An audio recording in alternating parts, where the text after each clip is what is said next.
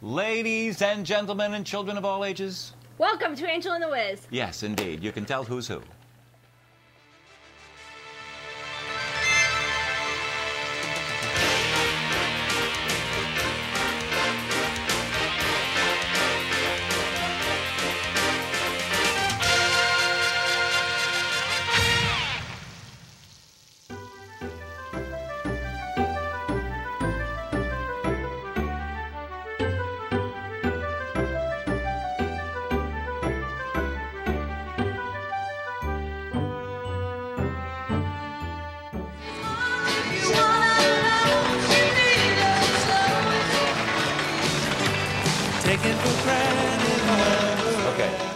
Now, yes, sir.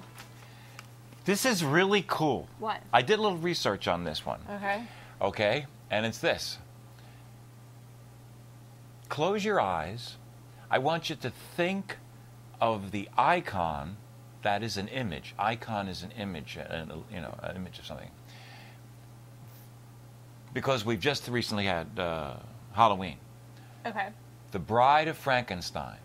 Okay? You close your eyes, what do you see? You see the hair, the white streak up the side. Okay. You know, okay. Do you want to know? We did some research. Probably I did research. Probably everybody that is watching this show knows, if I say The Bride of Frankenstein, they know what it looks like. Mm-hmm. They know what it looks like, okay? That movie is 60, 70 years old. Okay. They know it, okay? Do you want to know that she, in that movie, was only on screen for 1 minute and 42 seconds in that whole movie? Really? Can you believe that? Really? 1 minute and 42 seconds. Wow. That's it. Huh. Yeah. I was blown away by that. And everybody knows her. Everybody knows that image. Everybody knows those streaks going up in there. Right, because it's that iconic moment where she like comes alive. And yes. She goes, that's right. And I've never seen the movie, but you see that scene like a thousand you've times. right, and you know what she looks like. She's you know those white bolts up the head, you know, and all that. You know, so just think about that. There's an image that's been burned into our culture. 1 minute and 42 seconds on the air. Okay, now this is cool. What's this? I got this. I want to go over this with you. I was going to read it. Okay, go ahead. Well, what is it? I got an email the other day, and it said something about, here are 21 things. And when I get stuff like this, usually I don't even open it. I just click it and get rid of it. And, wow, let me hear. Let's do them. Okay. We will take turns. You want to talk about each one of them? Yeah, let's talk about it. Okay, so there's 21 things, and these are basically ways to live. If you get, if you live your life like this, it'd be fun. Oh, and let me say before we even go into this, do you know, you may or may not know, that there is a line at the end of the movie, The Wizard of Oz, that tells you everything you need to know about how to live your life. One line at the end of The Wizard of Oz has as much insight, they're going to send me, as the Bible and the Quran and all these other books put together. So what's the One line? single line. A heart is not judged by how much it loves, but by how much it is loved by others. Oh, that's good. Is that amazing? Yeah, that's amazing. Okay, and that's the truth. Because it's not how much you love others, it's how much you are loved by others, because that's when it's real. Okay, what's the first? Number one. Number one. Give people more than they expect and do it cheerfully. Okay. That's true. It's true. I mean, and these are just good things to live by. You know what I mean? The cheerfully part, like everyone. Yeah, because today, you know how it is. Yeah, well, everyone today it seems even with some of the disgruntled teachers, they always do just the bare minimum. Oh yeah, yeah. You know, and for me, I try always to do more than what is expected of me. Uh-huh. I always have had high expectations for myself, but I always try to have a smile on my face. Anytime I talk to somebody, aside from the students, because they can see a crankier side of me, I don't care. But any of my peers that I talk to, I always put a smile on my face, and I always address them by Mr. or Mrs. or Miss or whatever the proper title is. I never call them by their first name. So right. now, I might turn around to go walk away, and that smile is going to go away. Go away. But like, hi, But how's your day going? You're making the effort. Yeah. Okay. Cheerful. And that bit about give people more than they expect. That's I important. Okay, what's this one? Marry a man or woman you. Oh, this is great. Marry a man or woman you love to talk to. As you get older, their conversational skills will be as important as any other. And that goes back to the point that we made on a show a way long time ago. America is too wrapped up in sex. That's true. It's too much a focal point. Let me tell you, sex is great. Okay, fine. I'm not against sex. But it's just one little part of life. And if you watch television, you think everything that happens in life revolves around sex or having sex, and it don't. And those people that live their lives based on that find out that they've been shortchanged. Because, it's just like beauty is only skin deep. Mm-hmm. But if you can talk to somebody, if you have a conversation with them, that's really true. As time goes on, that when I talk to people that I meet that are just married, they'll tell me, I'll ask them, how long have you been married? And they'll say 4 days or 5 days or 6 days. I'll say, you're still talking? And they'll usually say yes. Mm-hmm. You know what I mean? And I tell them, well, that's good, because that's the key to a successful marriage. I am. As you guys know from last week, I'm in a whatever. Anyway, we always have a I am always looking for things to talk about. I think we're at the point where we've already explored enough about each other's personal life and family and right. Family history and all of that stuff that you do when you get to know somebody. Right. And just the other day when we were out and about, we were talking about TV shows. Right. Just something. But I wanted. I'm making sure that there's that ability to have a conversation. Now that he works with me, it's harder to have conversations that don't relate to our jobs. Okay. But when he was brought on to the job, right. I said, we're going to have a line. You do, because Tina and I worked together. Yeah. For 20 years. So you absolutely can line. do. You have to, and because you have to have a life. And because in my job, I have more of a leadership position over him, even though I'm not. Over him specifically. I'm a trainer at the school, so he'll ask me a question, and sometimes he'll send me in a text message after school, and my response is send me an email. I'll address it during the day.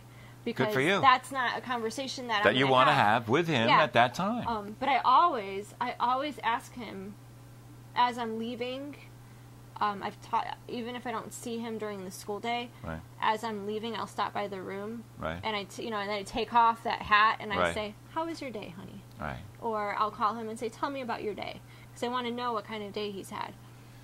I want to have that conversation.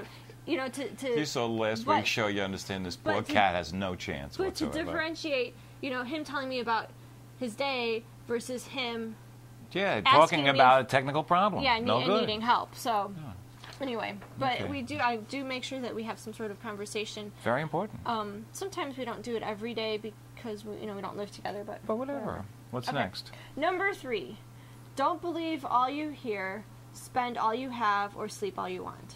So don't believe all you hear, don't spend all you have, and don't sleep all you want.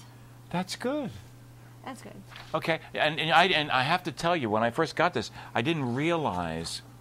I was afraid it said, "Don't believe what you hear, spend all you have," right? Because I had that problem when I was younger. I used to just right out. But that's really important. Okay, now what's the next one? Sleep. That's a good one too, because I feel sometimes I'll wake up at 9. My one day I get to sleep in. Right. I wake up at 9 o'clock in the morning, and I right. feel like I wasted my day. Right. Because school. No. In my head, school starts for me at 6:45. I have to be there at 6:30, right. so I've got 2.5 hours when I wake up at 9 o'clock that I've missed. I've been okay. up since 5 right. at that point, so there's 4 hours right. of my day. Yeah, but but it's important to get sleep too. Yeah, sleep's good. All right, number 4. Okay. When you say "I love you," mean it. Wow. Now let me tell you something. Doesn't that sound like? Don't these sound like such simple little things? Mm-hmm. But let me tell you something. You know what I mean? I love you. It's so easy to throw that word out. And when you love somebody, if you do really... Now, I'm not talking about being social or anything else. I know that there's plenty of times when we use that word and it's not a lifetime commitment. It's not from God to... But there are times when you tell people that you love them, and you got to really mean it. Because loving somebody, and not all that nonsense about... that we used to get, I don't know whether it's the 70s or 80s, that crap about loving someone means you don't have to say you're sorry. That's totally wrong. Oh, no, you better say you're sorry. The person that you love deserves more courtesy. But do you know that to this day, 27 years later, I still use please and thank you to my wife? Okay? Do you know what I mean? I could tell you something. If this was being seen on the West Coast, I could tell you something, that, and I use this in my show, my act, is that for you people on the West Coast, please make sure you're sitting down, because I'm about to sing you a love song that I wrote for my wife. You know, they jump out windows. You know, they say, what? You're not for your mistress or your girlfriend or the kid down the street? Well, that leads into number 5. When Okay. you say, I'm sorry, look the person in the eye. Oh, that's Because important. we talked about eye contact a couple Yes. um, And eye 30 contact shows is really ago. important. You know what I mean? And especially when you're apologizing. You know why? Because, there's another illustration we can use here, too. I take pictures of people, and I always kid them, you know, because if they have sunglasses on, I say to them, you know, you want to take your sunglasses off. And the little caveat that I go with that is because ladies don't like you to wear sunglasses because they like to be able to look into your soul. And if you have sunglasses on, they may not be able to see into your soul. That's why when you apologize, and I would say back to the other one too, and when you say you love somebody, look them in the eyes, because when you look people in the eyes and you say something, they know if you're telling them the truth. I mean, it's easy to lie over here. Then you watch all those politicians, you know, they look around the room and everything. One of the things they get taught is look into the camera. Be engaged at least 6 months. 6 months before you get married. Okay, now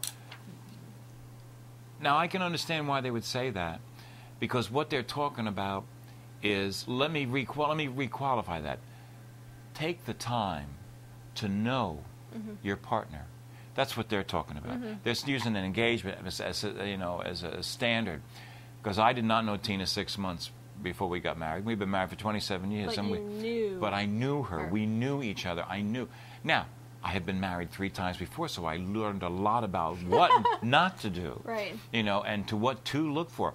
One of the most important things when if you're out there and you're trying to find a mate, the most important thing you can do to find a mate is be true to your own beliefs. Because if you are true to your own beliefs, people that like those beliefs can find you. And if you're a chameleon, I knew this wonderful girl. I probably told you this 20 times. Beautiful girl, Lori, very nice, dedicated, could make anybody a great husband. But what happened was when she would find somebody she liked, she would meld to them. So she was never herself. And so it never worked out. I used to be like that. But you got to be yourself, because if you're yourself, it took me a while. For me, it was I used to be the chameleon because I never knew who I was. yeah. And so it wasn't until probably the last 3 or 4 years that I finally grew into the person that I could. that you are. Yeah, that people would say, you know, if someone was to say, well, who are you? What is your identity? Right. I could list, this is who Right. I am, this is what I believe, this is what I do. And your identity is not your job. Yeah. Too many people, if you ask them, hi, who are you? I'm a telephone operator, or I'm a businessman, or I'm a this, or I'm that. That's not you. That's your job. And if it is you, unless it's something that you positively, absolutely love, re-examine what's going on. You got to have a life. I work with some people that don't have a life. They don't. You know, Right. I love my job. You know what I love best about my job? Quitting time. Because I'm going to go back to my life. Okay, what's next? Number 7, believe in love at first sight. Oh, we talked about that last week. We don't have to go. I mean, I don't know about the poor guy, but for you, we were over. Wait, no, Yeah. I should say my sister said that I was Twitter-pated. What's that mean? I don't know, it's something from Bambi. Oh, well, all I know I is... think when Flower first falls in love. Oh, really? Twitter-pated. Twitter-pated? Well, I believe in love at first sight. You know what I mean? So do I. So Dean Cain, if you're ever in the area, better watch out. Who's Dean Cain? Superman! The New Adventures of Lois and Clark. They're Oh my God. reinventing that again? No, this It's was like every new Batman. Every Dude. 6 months, there's a Batman 1. Wiz. What? That's from like the 90s. Really? Yeah. My boyfriend told me that. He says, just to let you know, honey, if Scarlett Johansson was to ever walk into the room, I'd have to forget you for about 2 days. I'm like, that's fine, because I said, that's fine with me, because it seems going to happen if Dean Cain or Leonardo DiCaprio ever walk in. Right. And he goes, Dean Cain, really? I was like, it was the Superman, sorry. That's Couldn't right. help myself. That's okay. That's okay. All right. These are frivolities. They don't mean it. Okay, good. Never laugh at anyone's dreams. Oh, big disc. Go. People who don't have dreams don't have much. And isn't that the truth? And if you don't, and that's not a put down if you don't have a dream, but the idea is, but you don't want to ever laugh at anybody's dream, because dreams, you know something? Dreams are sacred. Mm-hmm. You know, if you got a dream in your heart and you share that with somebody, or somebody has a dream in their heart and they share it with you, boy, you don't want to laugh. You don't want to do that, because dreams are important. Do you know? Because it's just like I got very upset when Sarah Palin decided not to run. We know. Because it wasn't important whether she won or lost. Ran. It was important that she ran. She was out there every day. She was saying the things that were important. She could have had a year that was hers. She could have controlled what was talked about for a year. She chose not to do that for whatever reason. She thinks she can do it from the side. She can't. She may or may not learn that. Sarah, when you come down to the Grand Floridian, stop by and see me. We could talk. She's coming to the Grand Floridian down in Florida. She's coming to the Grand Floridian? Yes, she's going to speak. Yeah. When is that happening? I don't know. Nobody sent. They called my friend Glenn, offered him tickets. They didn't call me. What can I tell you? It's all right. That's how it goes. Okay. Love deeply. Which one is this? Number what? 9. Number 9. Number 9. Love deeply and passionately. You might get hurt, but it's the only way to live life completely. That's true. Isn't that the truth? You gotta go. I've learned more about what love is by me loving others. Yes, I can believe that, and even if it doesn't work, because and it's funny too. They say this. I had a doctor say this to me the other day. He says, we find out more when a test is positive than when it's negative, because when it's negative, something could still be there. Right. But if it's positive, now we know. We know what we're dealing with and stuff like that. I don't know how that makes the patient feel too much. Great, great. Good, you finally got hoof and mouth. I don't know that's so great, but at least we could treat it, maybe. Remember the first time that I told my boyfriend I loved him, and I said, I said that to him, and then I followed that with, I know I don't know what love is, but I also know what love is not. And I said, so I know what I feel is opposite of what I've experienced. Oh, good. From other relationships. Good. Good for you. So, which is true, because, I didn't know what love was. Number 10. Number 10. In disagreements, fight fairly, no name calling. We're not talking to the Democrats, because we know they have no capacity to fight fairly. It's not a part of their genetic makeup. That's the new Democrats. For the record, your Republicans are a big old hot mess too. So They fight much fairer than the Democrats. Go on TV and let me say something. This is not the Barack old Democrats. Obama is going to win 2012 because you guys can't get anything together. Can I tell you something? And If Obama won in 2012, there'd be no point in being here in America. Because he is not interested. I will give you he this. is the first president that we have ever had that hates We know you this said country. that 1,000 times. It's true. I'll give you this. I'll credit this, that the only real, what's the right word? Candidate that could beat Barack Obama, I would say, would have been Sarah Palin. Yes. Only because the Republic. I mean, she would. She run, has everything. She's the whole package. No. She'd have to run as an independent, correct? She would be an independent. Okay, so we'd have the Democrats have Obama, the independents would have Palin, and like I said, the Republicans would have somebody. They're such a mess that everyone's just kind of forgotten them. Well, and I think that's why she could step into that. That's what somebody said the other day. She could have. She could take over the GOP. She could have just run in as an independent, and that would have been the real, Yeah, and we could have all gone to her. However, it's since she's decided not to run, and the at this time, I saw that for the first time the other day. At this time. At this time. Well, what does that mean? And like I said, the Republicans have a big old hot mess going on around there. And I'm telling you, like, because, and it's funny. I mean, you have to admit that. You don't have anybody that's really a great candidate. Funny, yeah, but, you know. Neither do the Democrats, I must admit. And you can admit that all you want, but at least the person that is probably going to win has got 4 years of experience. He never had any experience prior to his arrival. Well, now he's got 4. No, he doesn't, because he hasn't done anything right in the 4 years that he's been in office. And the only thing we can pray to God above is that he gets out and all the crooks that came in with him. I heard somebody say that. Democrats are a party that's made up of crooks and communists. Okay? Now, I'm not saying that the Republicans are any better, but what the point that we were making is when you fight, if you have a disagreement, fight fairly. But the problem with Democrats, they can't win on their ideas. So what do? They have to attack your personality. All right, but even in personal, not political, but even personal, there's nothing that takes that you lower yourself. You lower your standards. And that was, you know, I don't know. I've been in arguments where I've been called names, and I'm thinking, what does that have to do with what we're talking about, like, right? Why are you calling me a psycho? I was on Free Republic. I posted on Free Republic the other day that Glenn Beck was talking one night on his radio show, and he was talking, and he was giving validity to the lie that Lee Harvey Oswald killed John Kennedy, and James Earl Ray killed Martin Luther King, and Sirhan Sirhan killed Bobby Kennedy. Well, those are not facts, but he was presenting them as facts. And I was writing on Free Republic that I was appalled. I had to turn him off. Glenn Beck. I had to turn him off because he was spouting that as fact. Disgusted with your own party. He should have said things like, it's suggested. And he's talking about all of the lies that were printed about Oswald. He was a Marxist, he was this, he was that, all stuff. Okay, and that's all been disproven. Okay, and rather than go out there and say, now the point that I'm trying to make is I was on freerepublic.com and I wrote a post about this, and nobody questioned what I said. They attacked me. Oh, you're the wizard, you know. You're a nutcase. You're this. You're that. Oh, you live in fantasy land. I'm not crazy.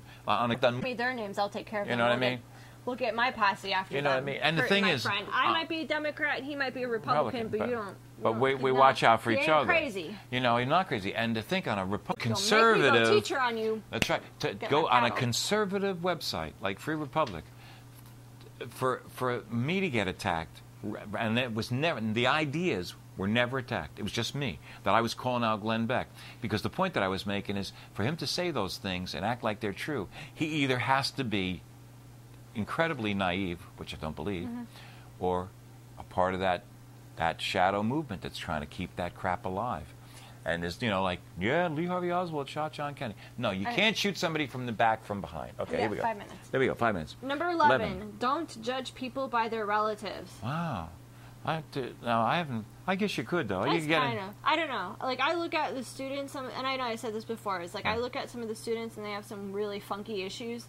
And then you go and meet their parents for a parent-teacher conference, and, like, the moment their parent walks in, and you're just like, never mind. I understand. You understand everything, right? I understand everything. Conference is over. Have a good day. Right. Like, yeah, but now when you go to talk to somebody about their choice of clothing, and then mom walks in and she's wearing less clothing than their daughter, and you're like, you understand. Never mind. You know. We're now done. and the reason that you don't want to judge people by their relatives is why? Because you don't want to judge people. You can understand why they're the way they are, but don't judge them for the way they are. That's the difference, okay? And the other reason you don't want to judge them by their relatives is because, you know, I had Democrats in my family. You know, I wouldn't want to be judged by them because their parents, they knew better. There we go. I judge you all the time. I know, that's all right. Okay, Number 12. Talk slowly but think quickly. Whatever. No, yeah, but it's still being, but it's kind of true because, you know. Number 13. When someone asks you a question you don't want to answer, smile and ask, why do you want to know? Oh, I do that all the time. Do that? Why do you want to know? I do that all the time. Why do you want to know? Oh, yeah, and that's a good out too. I do that with the students and sometimes the teachers that ask me. I'll be like, well, why would you like to know that information? Yeah. Oh, yeah, because I don't go for that. And so, especially if people ask me stuff. Now, really, I'm open. My life's an open book. But, well, why do you want to know that? That's good. That's a good little defensive mechanism. It gives you a chance. Remember, this is number 14. Remember that great love and great achievements involve great risk. Then that's true. That's true. That's true. They do. Because when you try to you know, everyone says that doors open, Right. but you have to walk through them, and That's sometimes it. you're walking into something that's unknown. And I'll That's tell right. you that over the summer, I had a couple risks that I had to take, and I've now got some great achievements because of it. But you have to take the I had risk. to take those risks, and I'll tell you, I even went to church about it after a while. That's okay. There's nothing wrong with that. Say bless you when you hear someone sneeze. That's number 15. That's kind of a. It's just Now, a I do it. common courtesy. It is a common I don't courtesy. always do it. I do it, and when I sneeze and I just nobody's say it. around, I say it for myself. I do it when I'm usually not always. If it's somebody I know that sneezes, Right. sometimes when I'm out in public, I don't want to have to. Sometimes you say bless you, and then Yes. it's like thank you, and then they all of a sudden you're best friends and they want to engage in No, conversation. no. I'm like, no. Don't look any. So, This is number This is 22. bless you. Don't look anybody in the eye.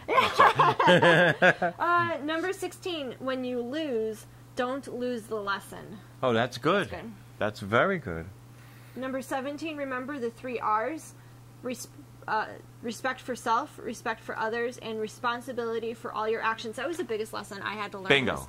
Was accepting responsibility. I always wanted to say, well, I didn't know, or like I finally learned I can't claim that ignorance card anymore. I can claim it. No, and on people hide some behind it. Those Occupy things. Wall Street. Those guys So- are hiding behind it.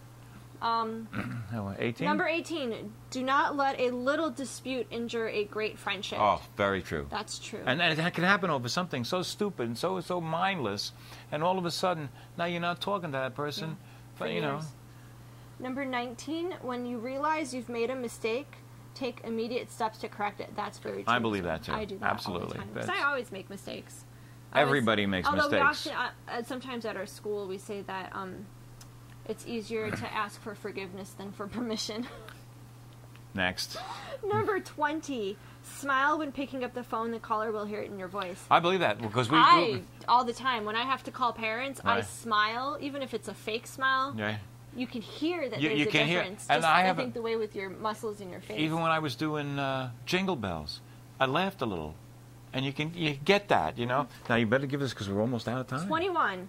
Spend some time alone. Oh, good. Or meditating, or speaking to a higher power, or any of that stuff. And number 22 is never look anybody in the eye. But number 20, That's not on the list. number 23 is, even if it's a very small thing, until we meet again, Do something good. do something good. Go volunteer at your local animal shelter. That's right, whatever it is.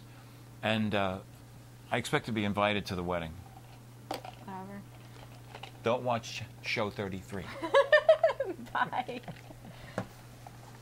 That was